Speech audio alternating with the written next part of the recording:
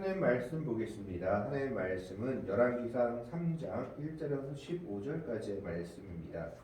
구약 성경 514페이지에 있습니다. 열왕기상 3장 1절에서 15절까지의 말씀을 교독을 합니다. 구약 성경 514페이지입니다. 열왕기상 3장 1절의 말씀을 제가 먼저 봉독해 올립니다.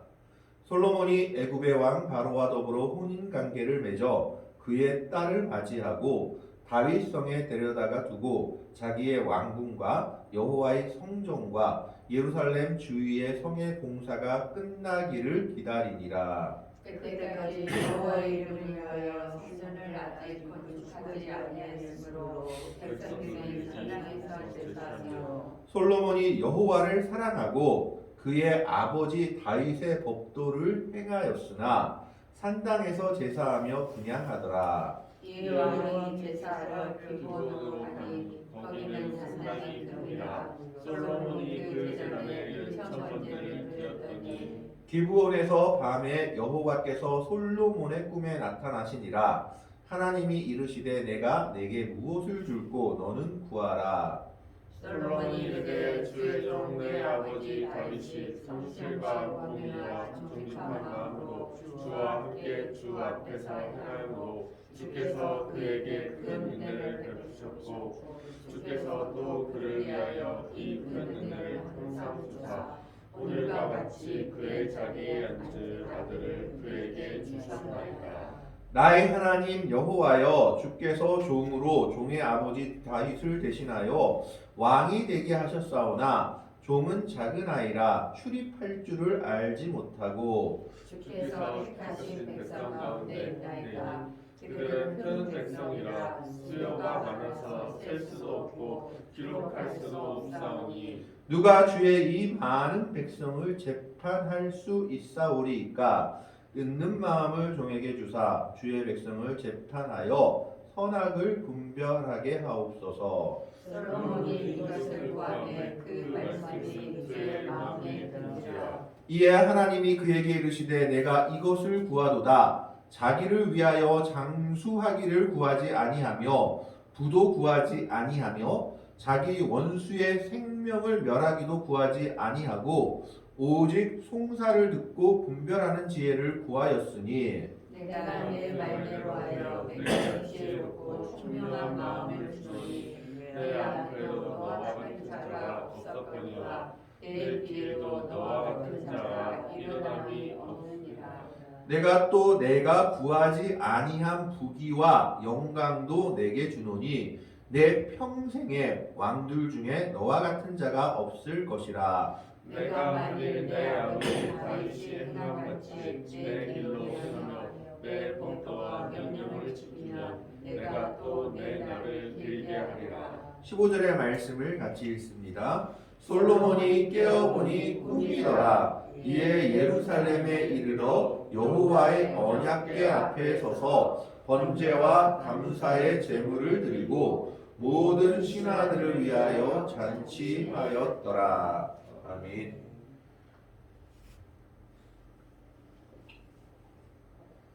오늘 말씀은 우리가 잘 아는 솔로몬이 1000번제를 드리자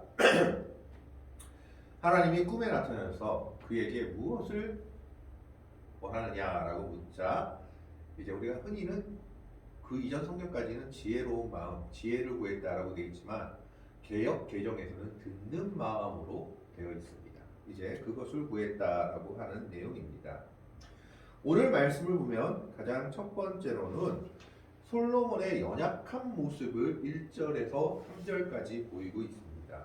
즉 솔로몬도 우리와 같은 인간이었음을, 약점이 있는 인간이었음을 말하고 있는 것을 보게 됩니다. 그 첫 번째가 1절에 나오는 내용입니다. 솔로몬이 애굽의 왕 바로와 더불어 혼인 관계를 맺어 그의 딸을 맞이하고 다윗성에 데려다가 두고 자기의 왕궁과 여호와의 성전과 예루살렘 주위의 성의 공사가 끝나기를 기다리니라. 솔로몬의 첫 번째 약점은 바로 애굽 왕의 딸과 결혼했다라는 겁니다. 물론 그 당시 애굽이 가장 강대한 나라였기 때문에 정략적인 결혼이었을 겁니다. 애국과 결혼을 함으로 말미암아 솔로몬 즉 이스라엘 나라의 안위를 보장받는 그런 정략적인 결혼이었음에도 불구하고 이것은 솔로몬의 신앙의 큰 약점이 될 수밖에 없는 일이었습니다. 그리고 이 일이 후에 더 많은 이방 여인들, 이방 나라의 딸들, 즉 이방 왕들의 공주들과 결혼해서 우상 숭배의 시초가 되었고 나라를 두 조각으로 쪼개지는 단초가 된 것을 성경은 기록하고 있습니다. 하나님은 분명하게 율법을 통하여서 이스라엘 백성들이 이방 여인과 결혼하는 것을 금지하였습니다. 출애굽기 34장 15절에서 16절, 신명기 7장 3절에서 4절을 보면 이방 여인과 결혼하는 것을 금지하고 있습니다. 그들의 딸을 며느리도 맞지도 말고 아들을 사위로 주지도 말라라고 명령합니다. 그 이유는 한 가지죠. 혹시 이방 사람들이 너희의 자녀들을 유인해서 우상을 섬기게 할까 두려워하니 절대 이방인들과는 결혼하지 말라. 물론 이게 그리스도인과 비그리스도인의 결혼과는 조금 다른 문제이긴 하지만 어쨌든 이방 여인과는 결혼하지 말라라고 율법을 통해 분명하게 말하고 있음에도 불구하고 솔로몬은 왕위에 올라서 가장 먼저 애굽 왕의 딸과 결혼합니다. 정략적인 결혼이었던 겁니다. 나라의 안정을 위해서 또 어떻게 보면 서로 간의 동맹을 위해서 이런 결혼을 할 수밖에 없었던 연약한 모습이 솔로몬이었다라는 것을 보여줍니다. 두 번째는 솔로몬이 산당에서 제사했다라는 겁니다. 2절의 말씀을 보면 그때까지 여호와의 이름을 위하여 성전을 아직 건축하지 아니하였으므로 백성들이 산당에서 제사하며 3절에 솔로몬이 여호와를 사랑하고 그의 아버지 다윗의 목도를 행하였으나 산당에서 제사하며 분향하니라. 성경을 볼 때 산당은 그렇게 긍정적인 요소로 나오진 않습니다. 산당은 어쩔 수 없이 하나님께 예배드리는 장소로 나오는데 사실 이 산당의 유래는 가나안에서 유래된 거기 때문입니다. 가나안 사람들이 자기의 신들, 우상을 숭배할 때 산당에서 예배드렸습니다. 이 산당은 원어로 바마라고 하는데 높은 곳이라는 뜻이라고 합니다. 그래서 가나안 사람들이나 이스라엘 사람들의 생각에는 저 하늘에 조금 높은 곳에 닿아 있는 곳에 그쪽이 하나님이 내려오거나 신들이 내려오기 쉬운 장소다라고 생각해서 산지나 이런 곳에 물론 평야할 때도 있지만 주로 산지, 높은 곳, 때로는 성읍 위에도 이런 산당들을 만들었다고 합니다. 하지만 하나님께서는 분명하게 예루살렘 성전 아니면 성막에서 예배드리라고 하였죠. 왜냐하면 혼합 종교가 되는 것을 원하지 않았기 때문입니다. 오로지 예배의 장소는 하나님만을 섬기는 장소가 되기를 바랬지만 이 당시는 이전에 나온 것처럼 아직 성전이 건축되지 못했고 성막이 없어진 시대입니다. 그게 무슨 말이냐 하면 우리가 잘 아는 사무엘의 스승이었던 엘리 제사장 때 그 아들을 제대로 가르치지 못해서 블레셋과의 싸움에서 홈리와 비느하스가 죽고 엘리가 죽게 됩니다. 이때 성경이 아마 실로에 있던 성막이 사라지게 되고 이 모세의 성막에 있던 번제단이나 여러 가지 것들이 기브온 산당으로 옮겨진 것 같다라고 학자들은 추측하고 있습니다.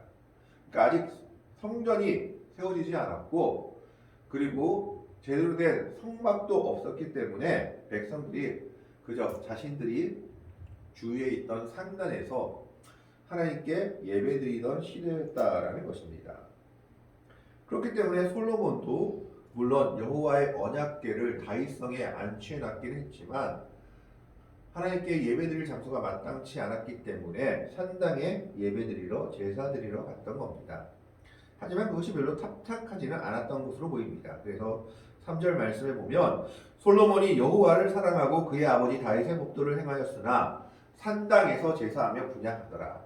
그러니까 앞에 말은 참 좋죠. 여호와를 사랑하고 아버지 다윗의 법도를 행하였으나 그러나 산당 제사에서 벗어나지 못했다. 아직까지는. 그게 솔로몬의 약점이었다라는 것을 말하고 있습니다. 즉 솔로몬이 대단히 훌륭한 왕이었음에도 불구하고 인간적인 모습으로 약점이 없는 것은 아니었다라는 것을 말하고 있죠. 그럼에도 불구하고 그 약점을 지닌 솔로몬을 하나님은 받아주십니다. 기브온 산당에서 솔로몬은 제사하며 분향했는데 죄송합니다.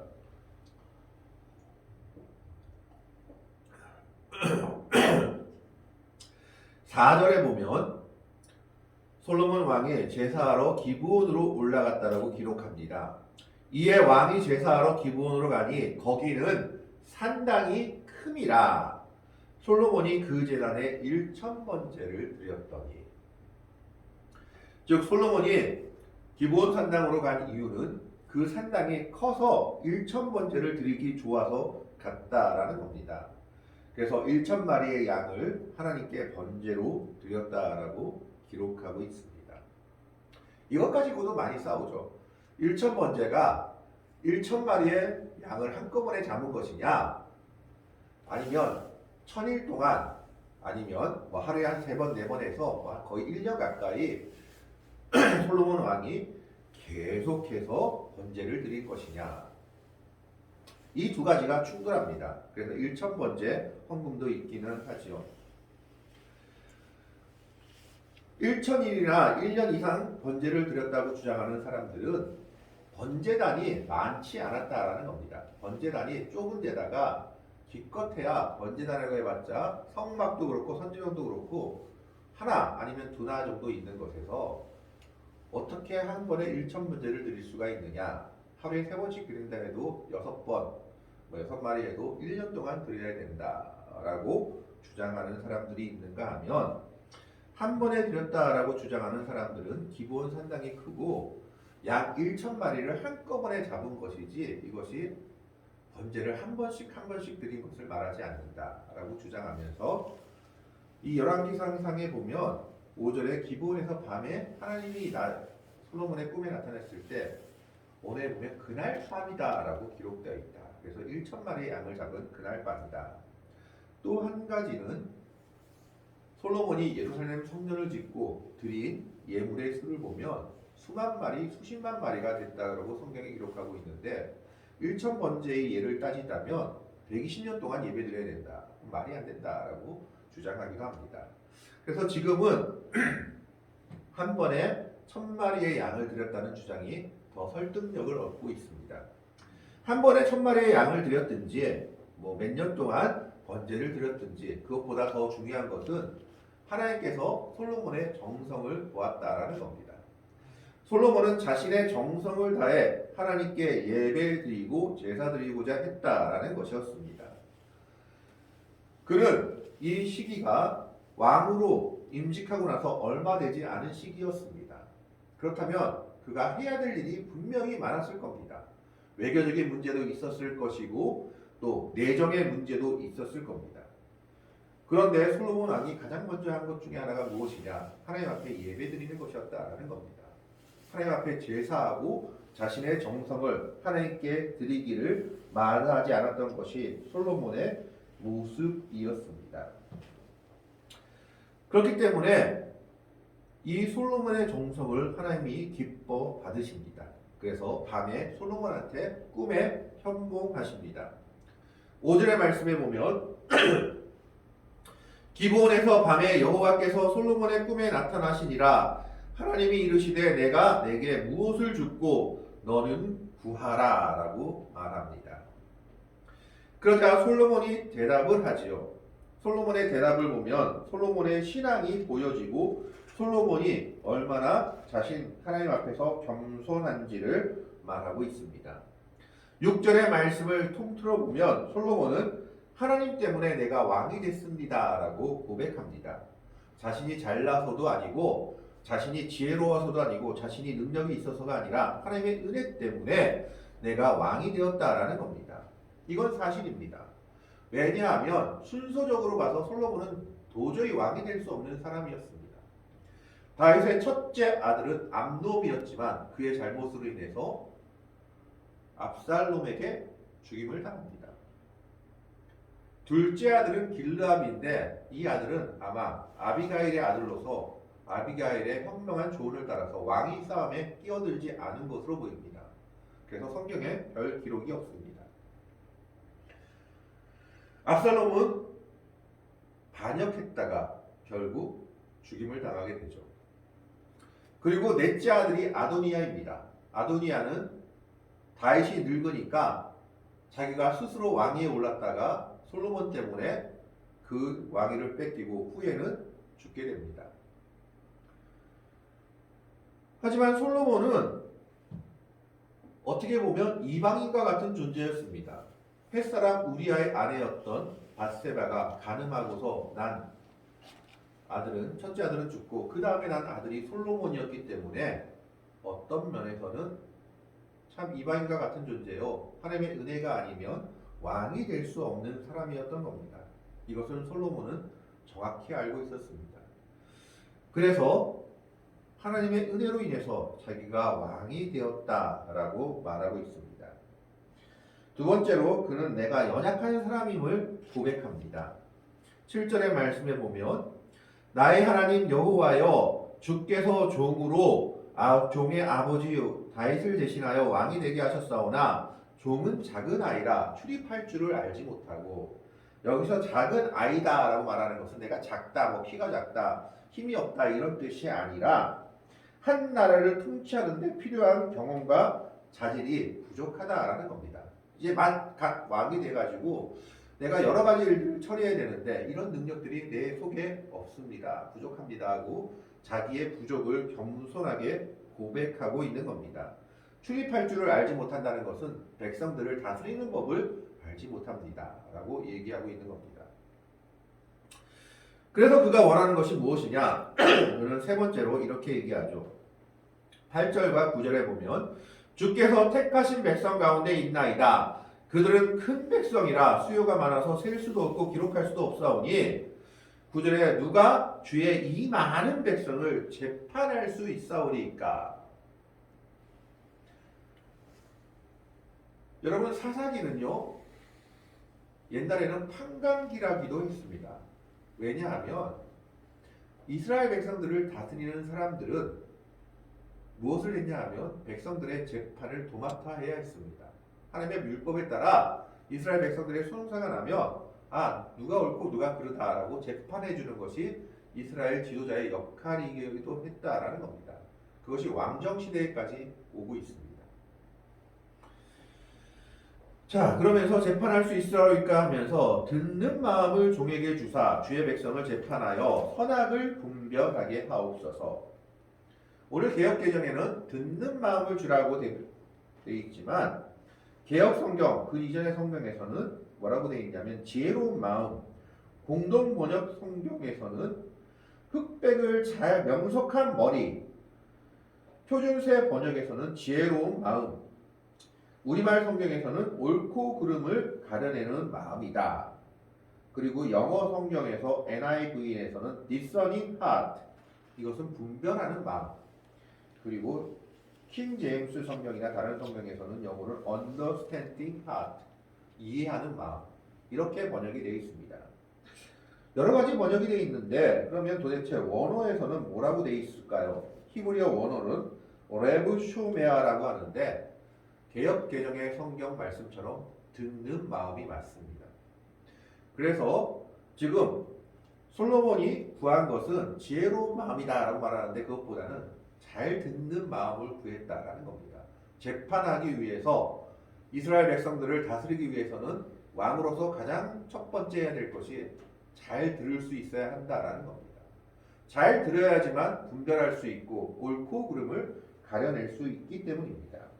이 레브 쇼메아라는 마음은 레브 듣다라는 말과 쇼메아 사마의 합성어인데 이 사마라는 말은 원어의 뜻이 복종하다라는 뜻입니다.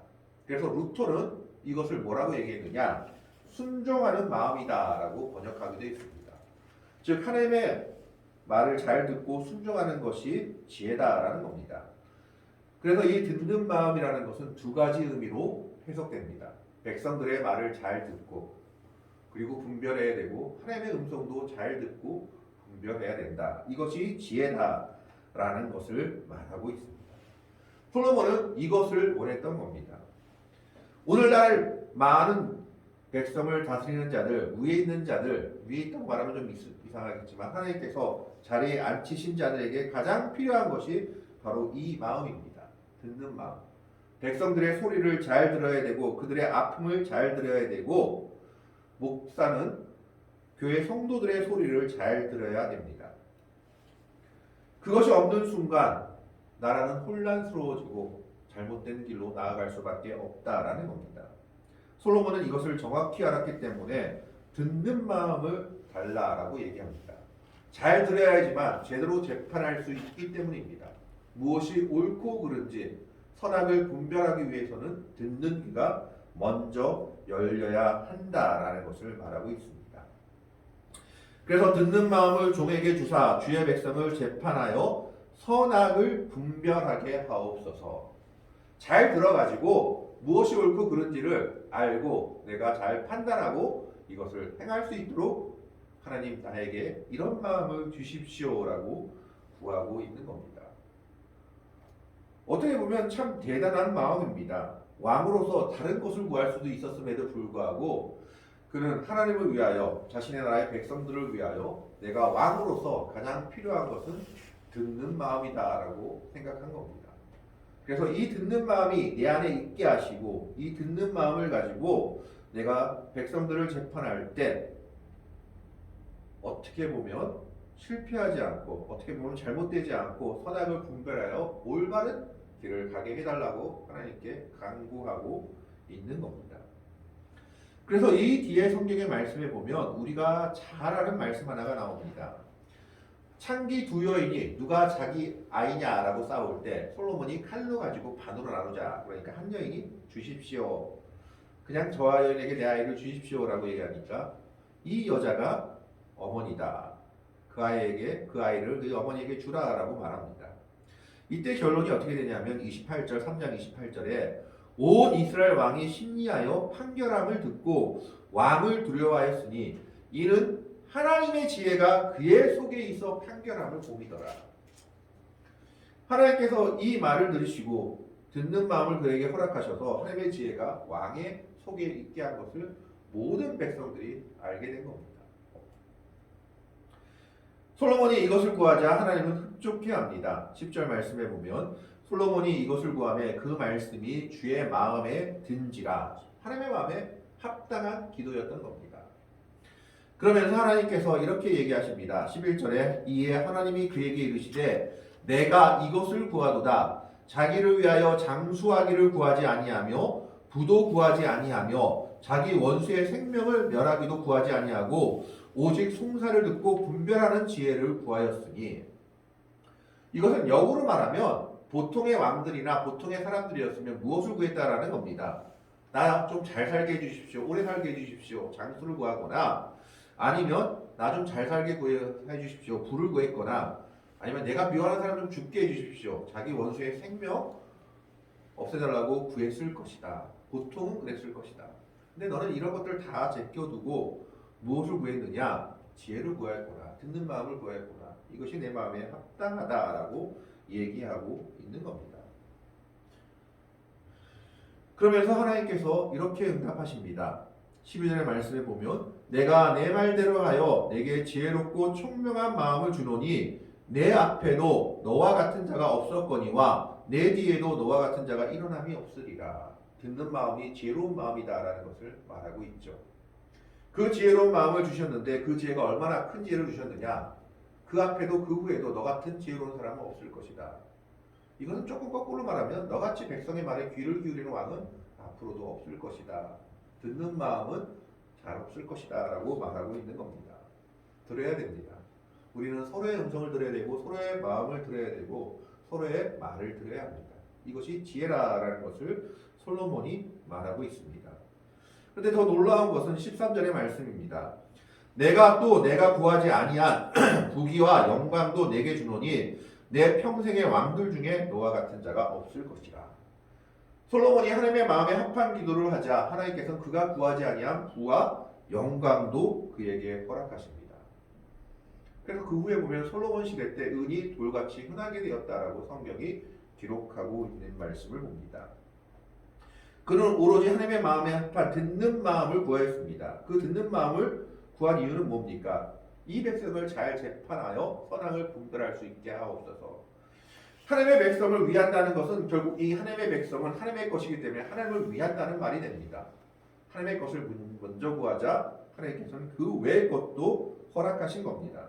마태복음 6장 33절에 예수님께서 말씀하신 것처럼 먼저 그의 나라와 그의 의를 구하라 그리하면 이 모든 것을 더하시리라고 하신 말씀처럼 솔로몬이 왕으로서 가장 필요한 듣는 마음을 먼저 구하자 하나님은 그 외의 것도 허락하여 주십니다. 그러므로 말미암아 솔로몬은 가장 지혜로운 왕 그리고 가장 하나님께 겸손한 왕 하나님을 잘 섬기는 왕 중에 하나로 기록됩니다. 물론 그의 말년이 좀 비참했죠. 앞에 여인 때문에 비참했던 것을 보게 됩니다. 15절 말씀에 보면 솔로몬이 깨어보니 꿈이더라. 이에 예루살렘에 이르러 여호와의 언약궤 앞에 서서 번제와 감사의 제물을 드리고 모든 신하들을 위하여 잔치하였더라. 여기서 또 재미있는 말씀이 나옵니다. 예루살렘에서 여호와의 언약궤 앞에서 번제와 제물을 드립니다. 그래서 기브온 산당은 왜 갔느냐? 커서 여러 일천 번제를 드리기 합당해서 간 것으로 보여집니다. 어쨌든 솔로몬은 이 응답을 받자마자 하나님께 감사의 제사를 드리는 것을 또한 늦추지 않습니다. 하나님께 끝까지 예배하고 겸손하게 나아가는 왕의 모습을 보여주고 있는 겁니다. 오늘 우리는 이 솔로몬의 마음을 통하여 솔로몬의 기도를 통하여 솔로몬의 응답을 통하여 한번 생각해 봐야 됩니다.